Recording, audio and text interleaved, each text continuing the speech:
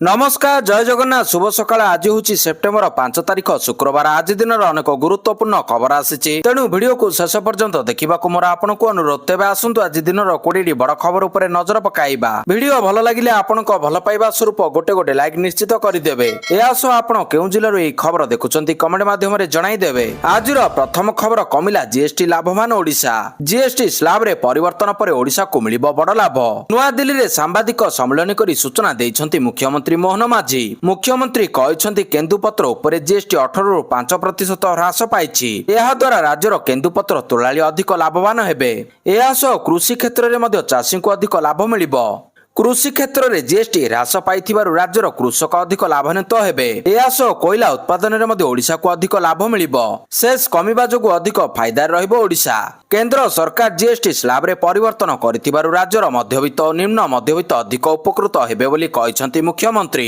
GST council 56तम बैठक रे GST slab रे बड़ परिवर्तन करा जायछि परवर्ती खबर बड़ घोषणा कले मंत्री मोदी जन्मदिन रे बंटा जीव 50,000 अंत्योदय घर आसंता 17 रे 50,000 अंत्योदय घर बांटिबे राज्य सरकार प्रधानमंत्री मोदी जन्मदिन रे बंटा जीव 85,000 अंत्योदय घर एने सूचना देले पंचायतराज मंत्री रवि नारायण नायक मंत्री कहते मोदी जन्मदिन रे अंत्योदय गृह योजनार कार्यादेश दियाजिब पूर्वरु 1 लाख उद्योग हिताधिकारी योजना रे सामिल करा जायछि नवेम्बर रे दियाजिब पीएम आवासर कार्यादेश सेहिपरि नुआ पीएम आवास सर्वे रे आवेदन करथिले 35 लाख हिताधिकारी नवेम्बर सुधा समस्त प्रक्रिया सरिब एवं कार्यादेश प्रक्रिया आरंभ हेबो बोली मंत्री सूचना दैछंती राज्य एवं राज्य बाहरु फेरिबो महाप्रभु जगन्नाथक भू संपत्ति प्रक्रिया आरंभ कले राज्य सरकार यहाकु नहीं आईन मंत्री पृथ्वीराज हरिचंद्रन प्रतिक्रिया देइछंती से कहते जे महाप्रभु 58,000 एकर जमी राज्य रे एवं राज्य बाहर रही प्राय 37,000 एकर जमीर कागज प्रस्तुत हो सारी बाकी गुड़िकर कागज प्रस्तुत करा जाउछि सरकार ए दिगरे त्वरित पदक्षेप नेउछंती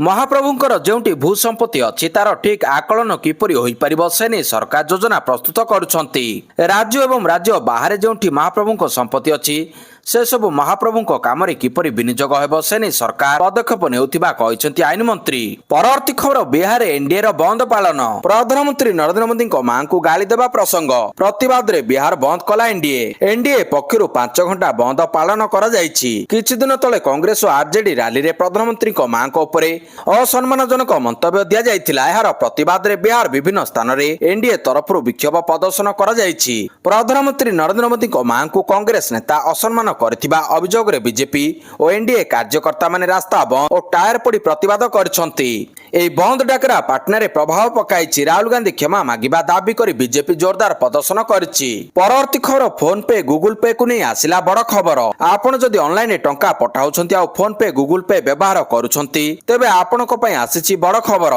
एणिकि आ ऑनलाइन रे ट्रांजैक्शन लिमिट नै आपण असुविधा रे पड़िबे नाही काहे कि ना पूर्वरु 1 लाख टंका रखा जायतिबा ट्रांजैक्शन लिमिट बढ़ाई दिया जायछि एनपीसीआई एबे टैक्स बीमा प्रीमियम लोन ईएमआई एवं शेयर बाजार इन्वेस्ट पे ट्रांजैक्शन लिमिट को बढ़ाई देछि एणिकि यूजर्स माने 24 घंटा भितर 10 लाख टंका पर्यंत ट्रांजैक्शन करि परिबे चलित वर्ष सेप्टेम्बर 15 तारिख टैक्स भरिबार शेष दिन रहिछि एणु एई कारणरु एनपीसीआई टैक्स संपर्कित यूपीआई ट्रांजैक्शन नियम रे बड़ परिवर्तन आनिछि एणिकि लोक माने गोटिए थर रे 5 लाख टंका एवं 24 घंटा भितर 10 लाख टंका ट्रांजैक्शन करि परिबे जहार फायदा लोक मानकु मिलिबो परवर्ती खबर शेयर बाजार रे उत्साह जीएसटी स्लाब घोषणा हेबा परे भारतीय शेयर मार्केट रे भल वृद्धि देखिबा को मिलिछि बाजार खोलिबा बेले सेंसेक्स 700 पॉइंट और निफ्टी 200 पॉइंट वृद्धि पाइतिला जीएसटी परिषद अनेक बड़ परिवर्तन को अनुमोदन करिबा परे एभली होइछि सरकार अनेक सामग्री उपरे जीएसटी ह्रास करिसंती आशा करा जाउछि जे लोक माने पर्व पर्बाणी पूर्व अधिक किणाकिणी करिवे एवं अमेरिका टैरिफ रो प्रभाव मध्ये ह्रास पाइबो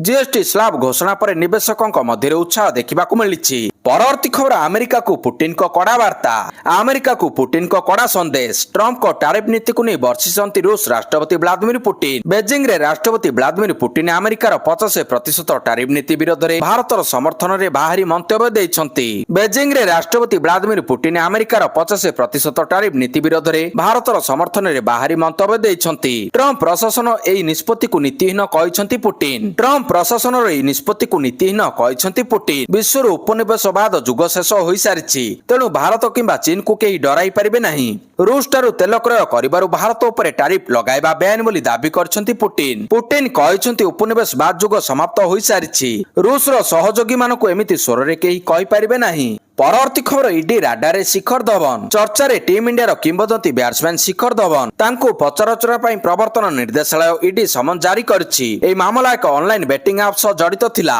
ପୂର୍ବରୁ କ୍ରିକେଟର ସୁରେଶ ରାଇନାଙ୍କୁ ମଧ୍ୟ ଏହି ମାମଲାରେ ପଚରାଉଚରା କରାଯାଇ ସାରିଛି। ସୂଚନା ମୁତାବକ ଏଜେନ୍ସି ଅନଲାଇନ ବେଟିଂ ଆପ୍ ସହ ଜଡିତ ଆର୍ଥିକ କାରବାର ଏବଂ ସମ୍ଭାବ୍ୟ ନିବେଶର ତଦନ୍ତ କରୁଛି। ଧବନଙ୍କୁ ମଧ୍ୟ ଏହି ସମ୍ପର୍କରେ ପଚରାଉଚରା କରାଯିବ ବୋଲି ଜଣାଯାଇଛି। ପରବର୍ତ୍ତୀ ଖବର ଆଇପିଏଲ ଦେଖିବା ହେବ ମହଙ୍ଗା। ଏବେ ଟିକଟ ଉପରେ ଲାଗିବ 40% GST. Indian premier league IPL match ଦେଖିବା ପାଇଁ ପ୍ରଶଂସକ ମାନଙ୍କୁ ଏବେ ଅଧିକ ଖର୍ଚ୍ଚ କରିବାକୁ ପଡିବ। ଏହାର ଅର୍ଥ ହେଉଛି ଆଇପିଏଲ ଟିକେଟ ଏବେ ପୂର୍ବ ଅପେକ୍ଷା ମହଙ୍ଗା ହୋଇଯିବ। ସେପ୍ଟେମ୍ବର 3 ବୁଧବାର ଜିଏସଟି ପରିଷଦ ନିଷ୍ପତ୍ତି ନେଇଛି ଯେ ଆଇପିଏଲ ଏବଂ ସମାନ ବଡ କ୍ରୀଡା ଇଭେଣ୍ଟର ଟିକେଟ ଉପରେ ଏବେ 40% ଜିଏସଟି ଲାଗୁ ହେବ। ପୂର୍ବରୁ ଆଇପିଏଲ ଟିକେଟ ଉପରେ 28% ଜିଏସଟି ଲାଗୁ ହେଉଥିଲା। ଏବେ ଆଇପିଏଲ ଟିକେଟ ସର୍ବୋଚ୍ଚ ଟିକସ ସ୍ଲାବ 40%ରେ ଅନ୍ତର୍ଭୁକ୍ତ ହୋଇଛି। ପରବର୍ତ୍ତୀ ଖବର କଟକର 6ଟି ମଣ୍ଡପକୁ ସୁଉଚ୍ଚ ତୋରଣ ପାଇଁ ଅନୁମତି।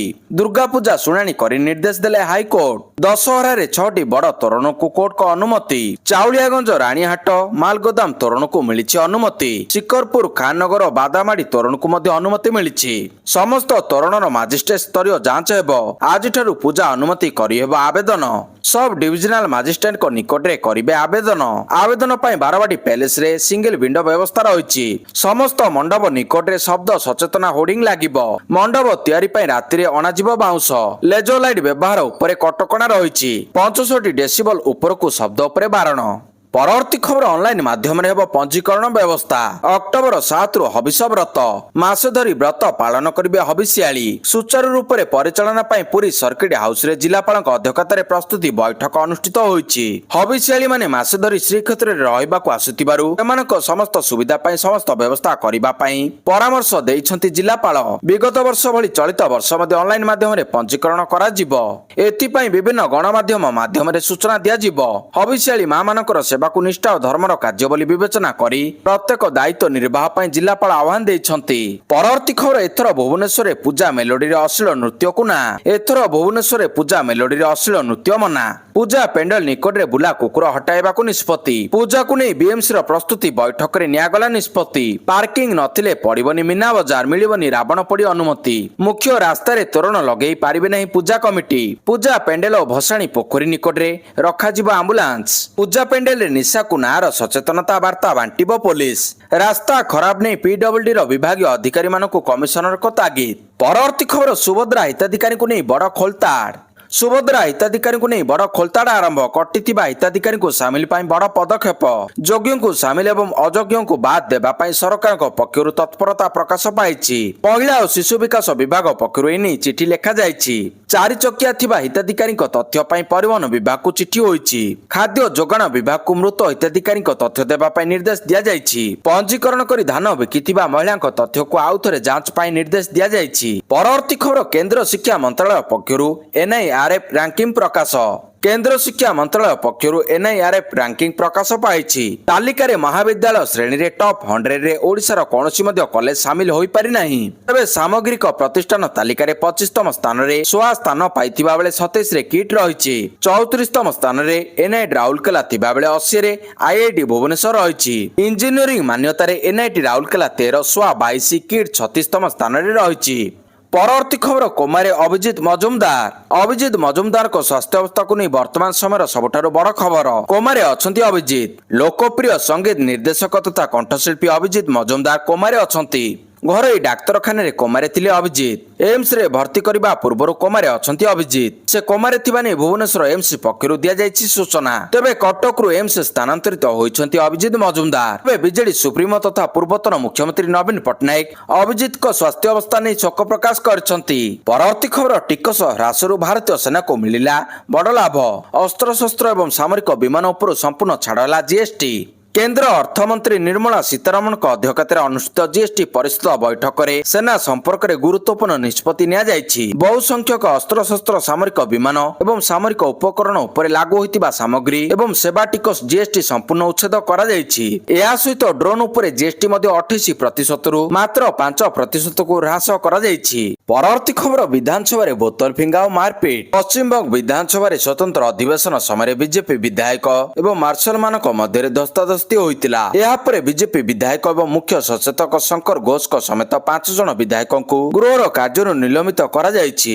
ବିଧାନସଭାରେ ମୁଖ୍ୟମନ୍ତ୍ରୀ ମମତା ବାନାର୍ଜୀ ଭାଜପା ପ୍ରଧାନମନ୍ତ୍ରୀ ମୋଦି ଏବଂ ସ୍ୱମନ୍ତ୍ରୀ ଅମିତ ଶାହଙ୍କୁ ଟାର୍ଗେଟ କରିଛନ୍ତି। ସେ କହିଛନ୍ତି ଭାଜପା ବଙ୍ଗଳା ବିରୋଧୀ। ସେମାନେ ଗୃହରେ ବଙ୍ଗଳାର ଲୋକଙ୍କ ଉପରେ ହେଉଥିବା ଅତ୍ୟାଚାର ବିଷୟରେ ଆଲୋଚନା କରିବା ପାଇଁ ଚାହାନ୍ତି ନାହିଁ। କେବଳ ଏତିକି ନୁହେଁ, ବିଧାନସଭାରେ ବୋତଲ ମଧ୍ୟ ଫିଙ୍ଗା ଯାଇଥିଲା। ଏହା 1 ଘଣ୍ଟାରୁ ଅଧିକ ସମୟ ଧରି ଜାରି ରହିଥିଲା। ଏହାପରେ ବିଧାନସଭା ବାଚସ୍ପତି ବିମାନ ବାନାର୍ଜୀ ସ୍ଲୋଗାନ ଦେବା ଏବଂ ଗୃହର କାର୍ଯ୍ୟରେ ବାଧା ସୃଷ୍ଟି କରିବା ଅଭିଯୋଗରେ ବିଜେପି ବିଧାୟକମାନଙ୍କୁ ନିଲମ୍ବିତ କରିଥିଲେ। ପରବର୍ତ୍ତୀ ଖବର ସ୍ନେହାଙ୍ଗିନୀ ଚୁରିଆ ହେଲେ ବିଜୁ ମହିଳା ଜନତା ଦଳର ସଭାନେତ୍ରୀ। ପୂର୍ବତନ ବିଧାୟିକା ସ୍ନେହାଙ୍ଗିନୀ ଚୁରିଆ ବିଜୁ ମହିଳା ଜନତା ଦଳର ସଭାନେତ୍ରୀ ହୋଇଛନ୍ତି। ବିଜେଡି ସଭାପତି ନବୀନ ପଟ୍ଟନାୟକ ସ୍ନେହାଙ୍ଗିନୀ ଚୁରିଆଙ୍କୁ ବିଜୁ ମହିଳା ଜନତା ଦଳର ସଭାନେତ୍ରୀ ଭାବରେ ନିଯୁକ୍ତ କରିଛନ୍ତି।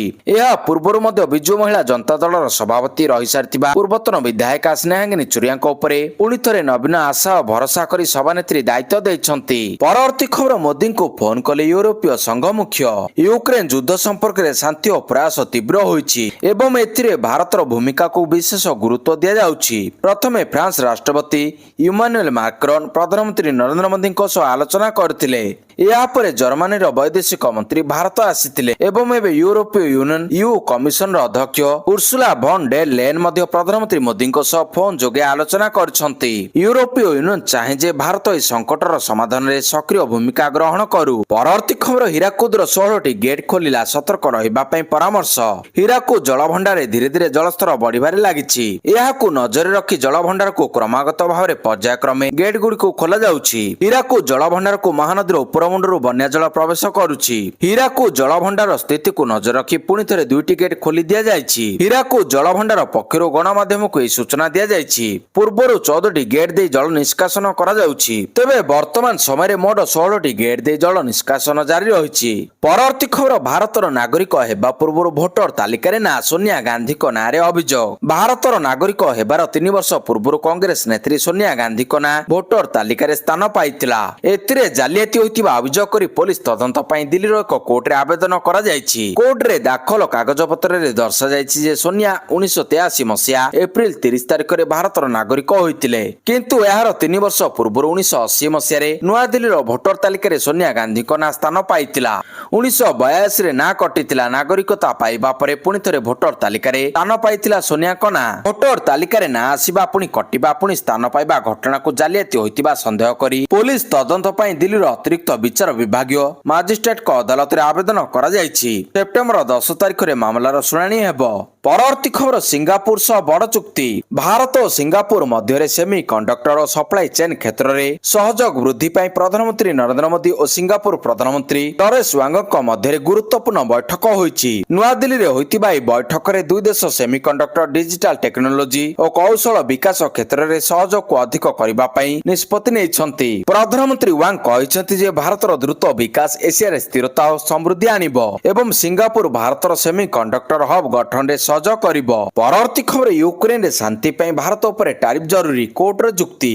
ପରବର୍ତ୍ତୀ ଖବର ୟୁକ୍ରେନରେ ଶାନ୍ତି ପାଇଁ ଭାରତ ଉପରେ ଟାରିଫ ଜରୁରୀ, କୋର୍ଟରେ ଯୁକ୍ତି। ଆମେରିକା ରାଷ୍ଟ୍ରପତି ଡୋନାଲ୍ଡ ଟ୍ରମ୍ପ ଭାରତକୁ ବାରମ୍ବାର ବାଣିଜ୍ୟ ଚୁକ୍ତି ପାଇଁ ଧମକାଇବା ନୀତି ଉପରେ ଜୋର ଦେଉଛନ୍ତି। ସେ ଭାରତକୁ ବିଶ୍ୱର ସବୁଠାରୁ ଅଧିକ ଟାରିଫ ଯୁକ୍ତ ଦେଶ କହିଛନ୍ତି ଏବଂ ନୂଆଦିଲ୍ଲୀ କୌଣସି ଟାରିଫ ଲାଗୁ ନ କରିବାର ପ୍ରସ୍ତାବ ଦେଇଛି ବୋଲି ପୁନରାବୃତ୍ତି କରିଛନ୍ତି। ଟ୍ରମ୍ପ କହିଛନ୍ତି ଯେ ଭାରତ, ଚାଇନା ଓ ବ୍ରାଜିଲ ଭଳି ଦେଶଗୁଡ଼ିକ ଆମକୁ ଟାରିଫରେ ହତ୍ୟା କରୁଛନ୍ତି। ଆମେରିକା ରାଷ୍ଟ୍ରପତି ଡୋନାଲ୍ଡ ଟ୍ରମ୍ପ ଭାରତ ଉପରେ 50% ଶୁଳ୍କ ଲାଗୁ କରିବା ପରେ ଅଦାଲତ ଟ୍ରମ୍ପଙ୍କୁ କଡ଼ା ଭର୍ତ୍ସନା କରିଥିଲେ। ଏହି ପଦକ୍ଷେପ ଅବୈଧ ବୋଲି କୋର୍ଟ ଘୋଷଣା କରିଛନ୍ତି। ଟ୍ରମ୍ପ ନିଜର ସୀମା ଲଙ୍ଘନ କରି ଜରୁରୀକାଳୀନ ଶକ୍ତିର ଦୁରୁପଯୋଗ କରିଥିବା କୋର୍ଟ କହିଛନ୍ତି।